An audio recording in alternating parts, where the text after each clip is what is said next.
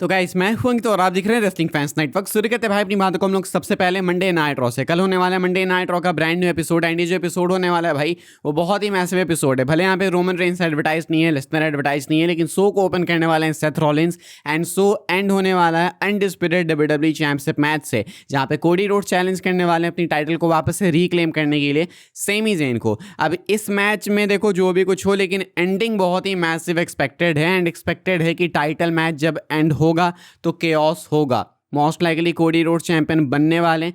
अगर वो नहीं बनेंगे तो दिन पता नहीं क्या होगा, लेकिन अगर वो नहीं भी बनेंगे तो भी केओस मच सकता है। तो मैं आपको सारी पॉसिबिलिटीज़ बता देता हूँ भाई। सिंपल एक मान लो कि कोडी रोड्स टाइटल जीतते हैं तो भी केओस मचेगा कि भाई सेमी ज़ेन के साथ गलत हुआ, ये हुआ वो हुआ। उसके बाद कोडी के चैंपियन बनने के बाद चांसेस हैं कि सीएम पंक अपीयर होंगे। शिकागो से है Monday night raw, CM Punk का होम टाउन है भाई। एंड कोडी के साथ फ्यूड भी टीज की गई थी आफ्टर रेसलमेनिया, समरस्लैम के लिए पिचेस भी हैं। तो हो सकता है पंक आए एंड कोडी को चैलेंज कर दे सेम नाइट पे कल ही उस टाइटल के लिए फॉर समरस्लैम। एंड इसमें अगर डब्ल्यूडब्ल्यूई वाले चाहे तो एक और एक्स्ट्रा लेयर ऐड कर सकते हैं। सीएम पंक को डब्ल्यूडब्ल्यूई में आए हुए 2 साल से ऊपर हो चुके हैं भाई। सो नाउ इट्स टाइम कि अब कुछ फ्रेश किया जाए पंक के साथ, उनको अब हील बनाया जाए।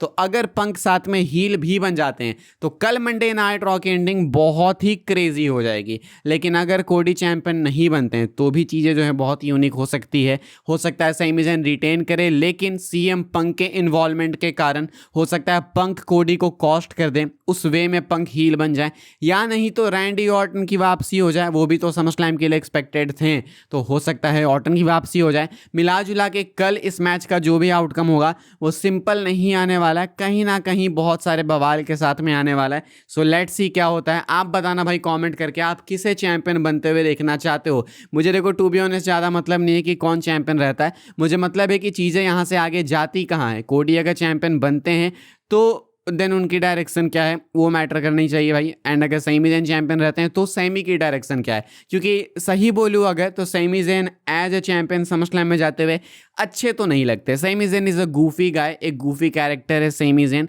तो वो समरस्लैम में एज चैंपियन जाए तो कुछ मज़ा नहीं आएगा। भले कोडी कितना भी ओवर पुश हो, कुछ भी हो, दोबारा चैंपियन बने चाहे कुछ भी बोलो, लेकिन कोडी रोड्स स्टिल एक मेगा स्टार फील होते हैं, सेमी ज़ेन नहीं फील होते हैं। तो इसलिए मैं नहीं चाहता कि समरस्लैम में सेमी ज़ेन एंटर करे एज चैंपियन। तो अगर कोडी टाइटल जीतेंगे तो मुझे कोई ज़्यादा दिक्कत है नहीं इससे, बाकी तो मैं आपको बताऊंगा। फिलहाल ये कुछ है भाई कहानी semi Zen and Cody Rhodes के मैच को लेके।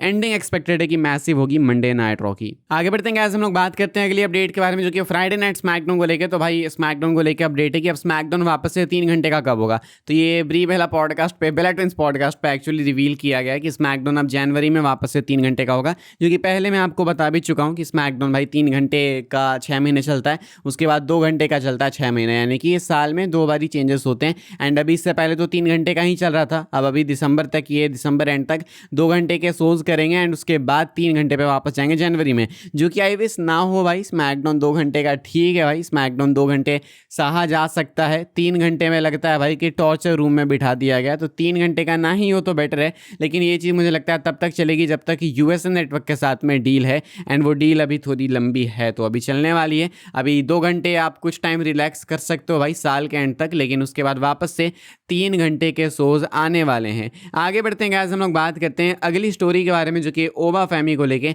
ओबा फैमी की बुकिंग एंड ओबा फैमी को बहुत ज़्यादा क्रिटिसाइज किया है रेसलिंग लेजेंड विंस रूसो ने। इन्होंने क्या बोला है मैं आपको बता देता हूँ भाई। विंस रूसो कहते हैं कि ओबा फैमी का रोमन को ना पिक करना इतना स्टूपिड डिसीजन है कि पूछो मत। एंड उनको समझ नहीं आ रहा है कि इस पे उतना आउटरेज क्यों नहीं हो रहा है जितना होना चाहिए, क्योंकि लोग तो छोटी छोटी चीज़ों पे आउटरेज कर देते हैं। एंड मैं सही बोलूँ तो मैं अग्री करूँगा भाई। मैं तुमको बता नहीं सकता कि ये चीज़ जब मैंने देखी, ट्विटर पे देखी थी मैंने, उस टाइम लाइव देख नहीं रहा था, तो मुझे इतनी ज़ोर से भाई हंसी भी आई एंड इरिटेशन भी हुई कि यार लिटरली तुमने किंग ऑफ द रिंग के पूरे टूर्नामेंट पे भाई पानी फेर दिया। मतलब वो जो हमने इतने सारे क्वालिफायर्स देखे उसका कोई मतलब कुछ बना ही नहीं। जो king of the ring winner है वो कहता है हाँ मैं तो टाइटल के लिए चैलेंज ही नहीं करूंगा, मैं तो लेसनर के पास, तो लेसनर के पास 2 मैचेस पहले भी हो रखे हैं, तीसरा भी हो जाता, किंग ऑफ द रिंग क्यों जीता तू, फिर क्यों वेस्ट किया भाई वो चीज़।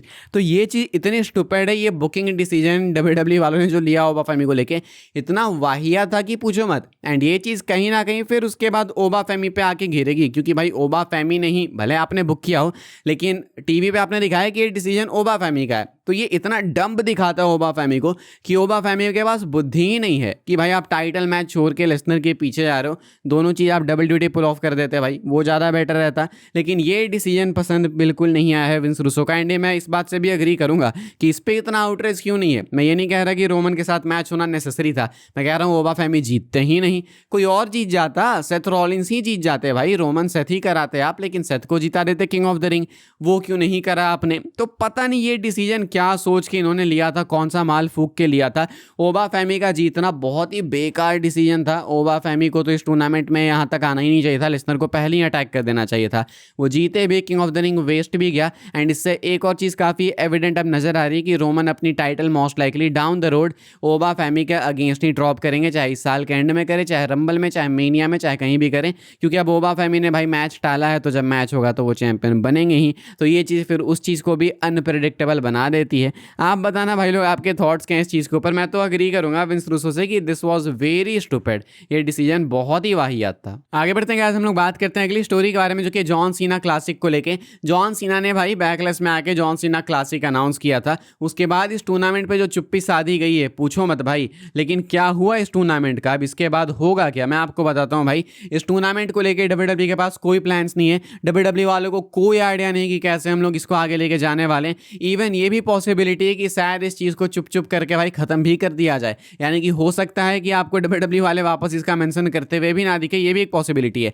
इवन ये कहा जा रहा है कि जॉन सीना जिन नेम्स को चाहते हैं कि इस टूर्नामेंट में पार्टिसिपेट करे, या फिर जॉन सीना जिस नेम को चाहते हैं कि वो इस टूर्नामेंट को जीते, ट्रिपल एच को लगता है कि ये जो भी नेम जॉन सीना पिच कर रहे हैं वो वाहियात है, बकवास है। तो triple H and John Cena same page पे दिख भी नहीं रहे हैं। तो मिला जुला के बात अभी फिलहाल ये है भाई कि जॉन सीना क्लासिक टूर्नामेंट इन्होंने पता नहीं किसी पैनिक मोड में ऐसे अनाउंस तो कर दिया, लेकिन अब इनके पास कोई प्लान्स है नहीं। इन्होंने अनाउंस भी दिसंबर के लिए किया भाई कि साल के एंड में करेंगे। उतने देर तक हाइप रहनी है क्या भाई। अनाउंस आपने बैकलेस में किया, दिसंबर में आप जाके करोगे टूर्नामेंट या शो जो भी करोगे, पता नहीं इससे क्या अचीव हो जाएगा। एंड इसके रूल्स भी इतने कॉम्प्लिकेटेड है भाई कि समझ ही नहीं आ रहा। जॉन सीना को खुद भी नहीं पता कि भाई क्या रूल्स हैं। कहते हैं कि मैं फिगर आउट करूंगा, हम लोग फिगर आउट करेंगे। अरे तो भाई अनाउंसमेंट बाद में कर लेते हैं। कहते हैं कि भाई विनर कोई भी हो, डिसाइड तो हम वोट से करेंगे। वोट से आप डिसाइड मैचेस करो भाई। विनर अगर आप वोट से डिसाइड करोगे तब तो फिर कोई मतलब ही नहीं बनता है। फिर मैच देखने का मतलब ही क्या है भाई, वोट देख के ही पता लग जाएगा कौन जीता कौन नहीं जीता। तो ये समझ ही नहीं आया कि जॉन सीना ने क्या अनाउंस किया क्या नहीं किया। एंड WWE को भी नहीं समझ में आ रहा है। एंड अभी कोई आइडिया नहीं कि इस टूर्नामेंट के साथ में, इस प्रोपेगेंडा इस प्रोग्राम के साथ में क्या होगा। फिलहाल भाई लोग इस वाली वीडियो के लिए ये सारी अपडेट थी। आई होप्स आपको इन्फॉर्मेशन मिली तो वीडियो को लाइक कीजिएगा, शेयर कीजिएगा, सब्सक्राइब कीजिएगा चैनल को। मिलूंगा मैं आपसे अगली वीडियो में जल्दी ही, तब तक के लिए goodbye, thanks for watching. Follow कर सकते हैं आप लोग मुझे इंस्टाग्राम एंड ट्विटर पर, लिंक आपको मिलेगा डिस्क्रिप्शन में। ज्वाइन कर सकते हैं व्हाट्सएप चैनल को, उसके भी लिंक है डिस्क्रिप्शन में। मिलते हैं अगली वीडियो में, तब तक के लिए goodbye, thanks for watching.